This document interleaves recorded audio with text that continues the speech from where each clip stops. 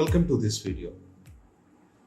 We are actually discussing about creep in concrete, and we have seen about what is creep and what is the effect of creep on concrete and what are the factors that are influencing the creep.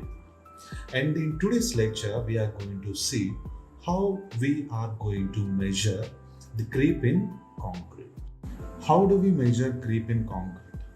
We know that creep or creep strain is due to a constant amount of stress or load acting on the concrete member for a long time. See, this is a cylinder resting on a rigid surface. When it is subjected to a load of P for a time T,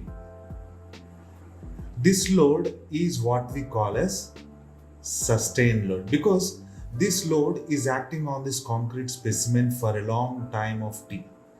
Because of this long time acting force or stress, there is a strain in the body. Maybe the concrete body is going to contract in this way. See here, this is the decrease in the dimension of this body or change in dimension of this body. If you take this as X and original length as L, and strain is given as change in length by original length X by L, and this strain is due to a sustained load P. Therefore, this strain can be called as creep strain or creep. So, we know what is creep strain now. So, how do we measure that? We have a simple equipment here on the right hand side here. The equipment can be of different models, but the principle is same. So in order to measure the creep in the body, you have to apply a constant amount of load. You have to take care that the concrete specimen which is shown here should be subjected to a constant amount of load throughout the experiment or throughout the testing. So we have a spring system to make sure that a constant amount of load is being acted on this concrete specimen. Okay, so we know that this creep strain is going to fully developed in the concrete member or seen in the concrete member after a very long amount of time. That is, for a creep strain to fully seen in a concrete, it takes a large amount of time. The creep occurs in a concrete for an infinite amount of time. Okay, so it is a bit difficult to measure the creep.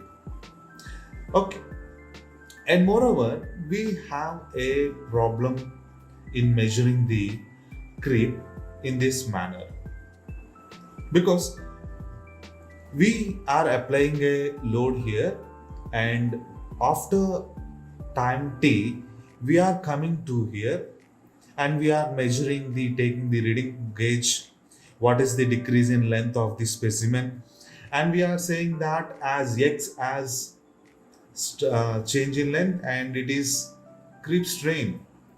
Okay, X by L is creep strain, but you need to remember that there is also a shrinkage in concrete.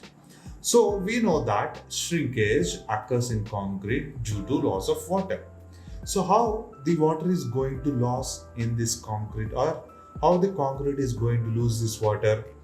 During the hydration process, we know that the heat is being generated, and because of that heat which is developed, which is generated inside the concrete, leads to the evaporation of the water in the concrete. This leads to contraction of the body. So similar to creep, shrinkage also leads to the contraction of the body. It also it leads to the decrease in the size of the specimen. So whatever X I have measured here, this X actually includes what?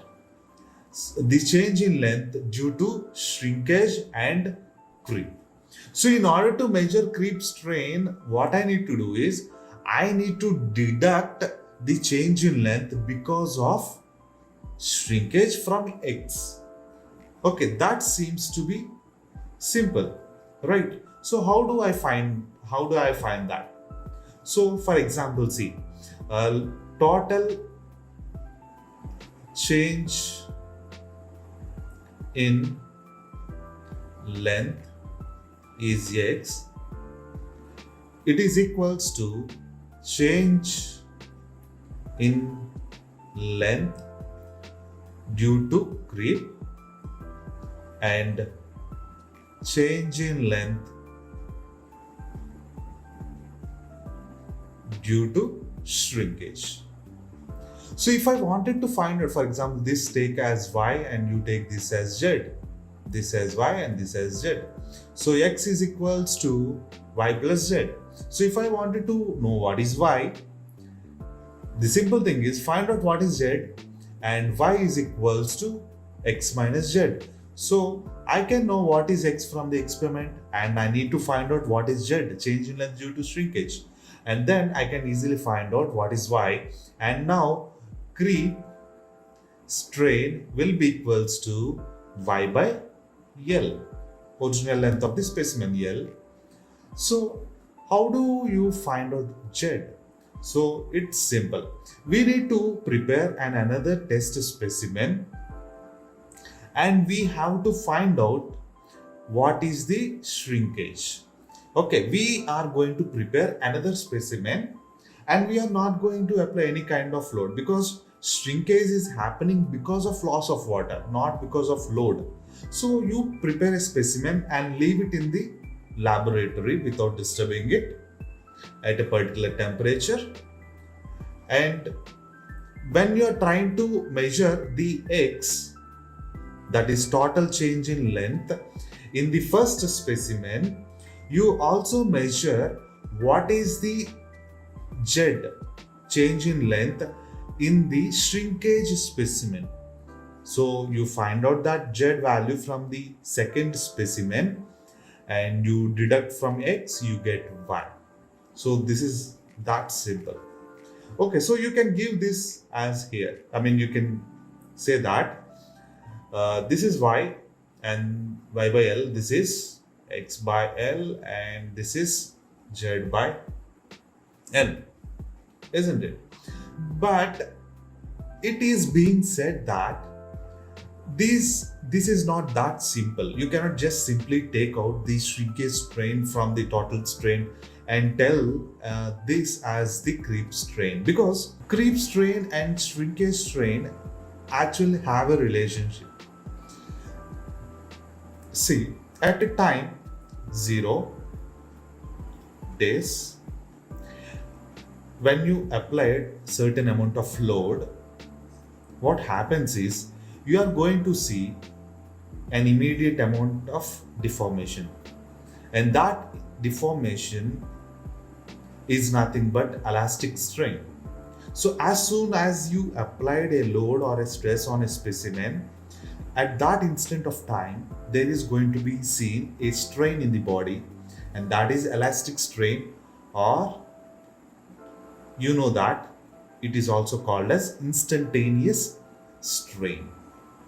And if you leave that load on that specimen, you are going to see the strain in the body is going to increase without any change in the value of the load. And that strain is actually the summation of creep and shrinkage strain. Okay, so at the time t equals to 0, that is t naught, what happens is the total amount of strain is actually equals to elastic strain. But if you take a t of something like 30 days, you can say that the total amount of strain is equals to elastic strain plus shrinkage strain for 30 days plus creep strain for 30 days. And this gives us the total amount of strain in the body.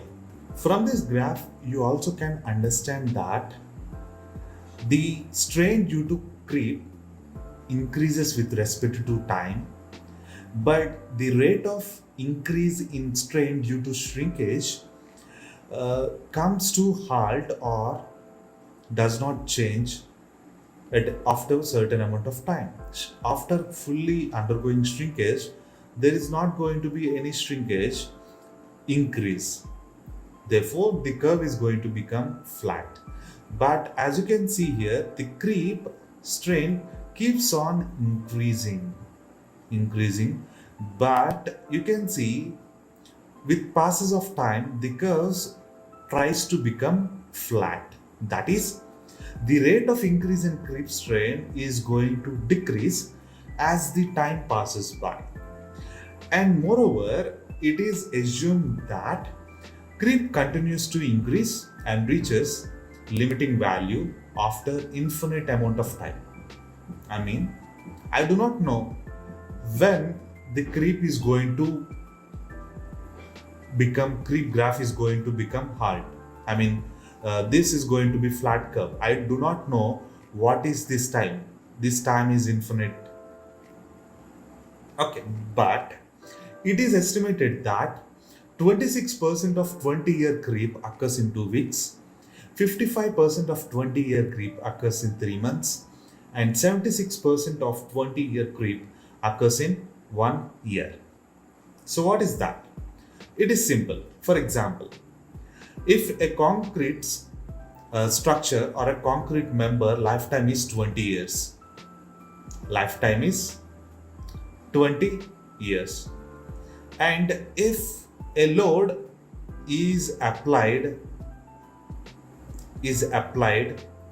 on this concrete member for 20 years, and let us say that the creep because of this load acting on this concrete for 20 years is x.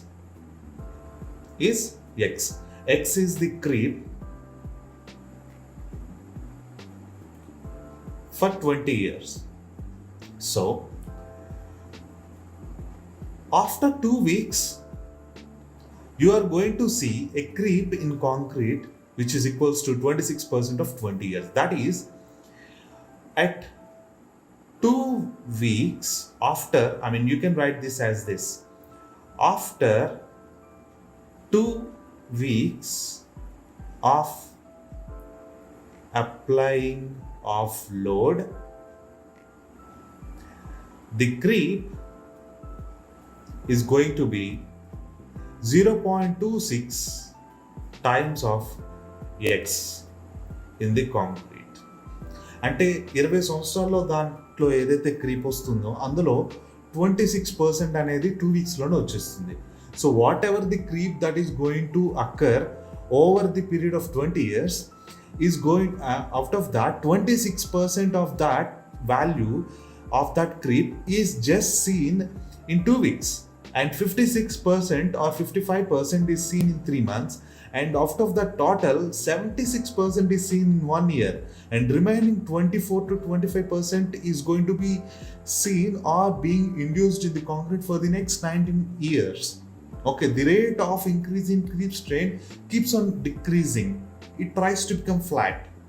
Okay, in another way, you can come to this conclusion. That is, if you take the creep in concrete after 1 year as unity, ఒక సంవత్సరం తర్వాత దాంట్లో కనబడే క్రీప్ని, the creep that is seen in the concrete after 1 year, if you take that as unity 1, what happens is after 2 years, the creep in the concrete is going to be 1.14 times of that. I mean, instead of unity, if you take as x, so what is happening after 2 years is it is going to be 1.14 times of x. After 5 years, it is going to be 1.2 times of x creep in the body. Okay, after 20 years, it is going to be 1.33 times of x. After 30 years, 1.36 times of x. So, these are the conclusions that we have come based on the experiment results. Okay, but we have another way of finding out or estimating the creep in the body, the ultimate creep in the body. So, the creep that is going to be seen in the concrete over its entire lifetime is what we call as ultimate creep. Okay, ultimate creep. That is the creep. That is the maximum amount of creep that is going to be induced in that concrete member or concrete specimen for a given amount of load. Of course, this can be just taken as total creep, can be called as total creep. Okay. So, besides those methods of finding out the creep, there is also a way of estimating the creep, estimate the creep after certain amount of time. So, for example, I am going to build a structure with concrete. I wanted to know what is the creep in the concrete going to be after some 50 years, after some years, or some days, after 50 days, what is the creep in that concrete is going to be. Okay, how am I going to get that? Okay, so these estimates that you have used here, these are estimates. Okay, these are only helpful to give an approximate value, but involves a large deviations. But when I wanted to know what is the creep in the body after some 60 days, 70 days, or 90 days, or 180 days, 6 months, after 1 year, it is a bit difficult or a bit different. Okay, but Mr. Ross has given a relation between the specific creep and time. So, by using this relation between specific creep denoted with C and time t, which is given by Mr. Ross, you can actually find out what is the creep strain. So, how is that? See, he has given you this equation, that is C equals to T by A plus B T, where A and B are constants, T is time and C is specific creep. So, what is specific creep? See, I'm going to give you a simple example. There are 10 pence and it costs 100 rupees. 100 rupees. So, cost of 1 pen is equals to how much?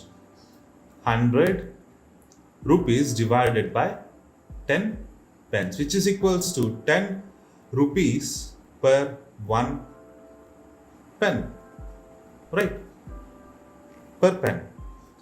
See, this is also similar to that. What is that?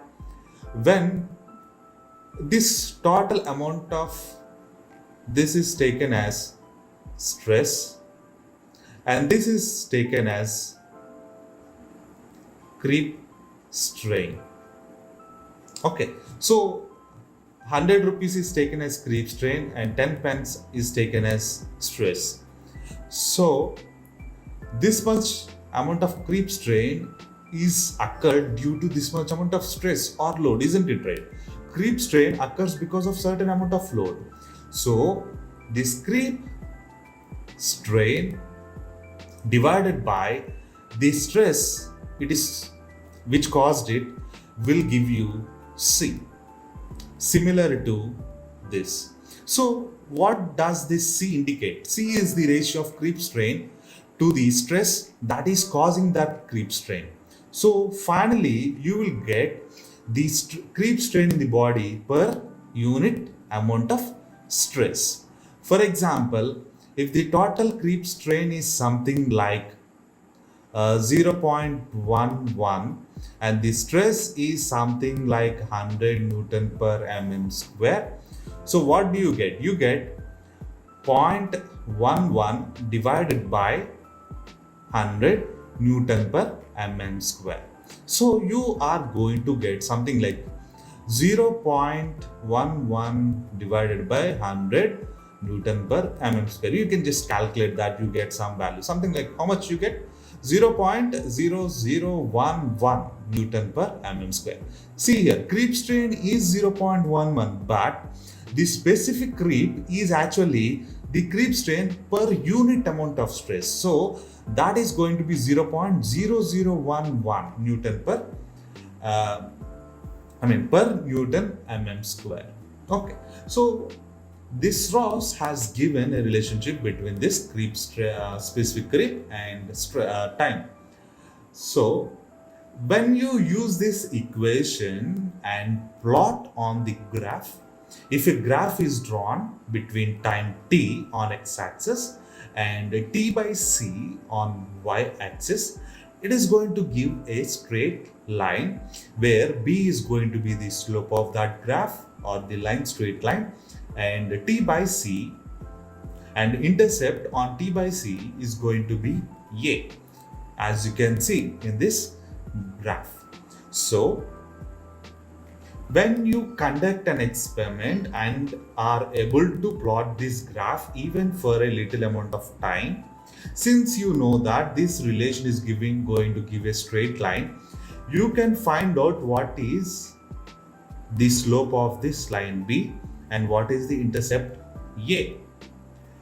And knowing a and b, which are constants, which are not going to change, you just need to know what is the c value for a corresponding t. So if I wanted to find out what is the specific creep c after some 60 days, what I need to know is t. T is times 60, right? So just simply put t as 60. Since a and b are constants, putting those values here, you are able to get c. So if you know c, what is that? C is equals to creep strain per unit stress. So that implies creep strain is equals to C into total stress acting on this member. So what happens is you get creep. Okay, so specific creep into stress acting on the concrete will give you creep strain or creep. So in this way, you can find out the specific creep, and from specific creep, you can find out what is the ultimate creep. But there is also another way of predicting the creep in concrete. These are empirical relationships, and one of the empirical relationship is taken from American Standards ACI 209R92. So according to this empirical relationship, you can actually predict the creep in concrete. What is the creep strain or the creep that is going to be seen in the concrete after a certain amount of